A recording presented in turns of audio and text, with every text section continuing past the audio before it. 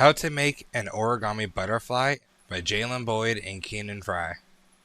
This project uses a 6x6 square piece of paper. A note to TVIs.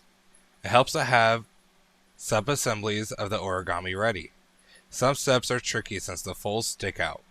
Having sub-assemblies on hand for the bigger steps helps when students get lost and need physical reference. Steps 11, 13, 17 are steps where you would want a subassembly ready on hand for your student to inspect.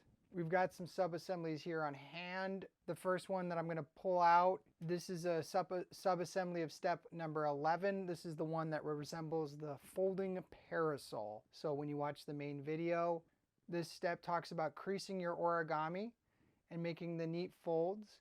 You begin with the square sheet divided into 8 pieces. You then fold 2 sides inwards. This is the folding parasol. Okay, moving on to the next subassembly, we're going to pull out step number 13. So step 13 requires you to fold the wing tips of the parasol from step 11 over towards the tip of the triangle. So we have a horizontal side to our triangle and a pointed side.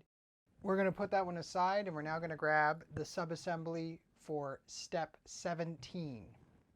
You are going to take the triangular tip we talked about in subassembly 13, and you are going to fold it behind, away from the wingtips, towards the horizontal side of the triangle.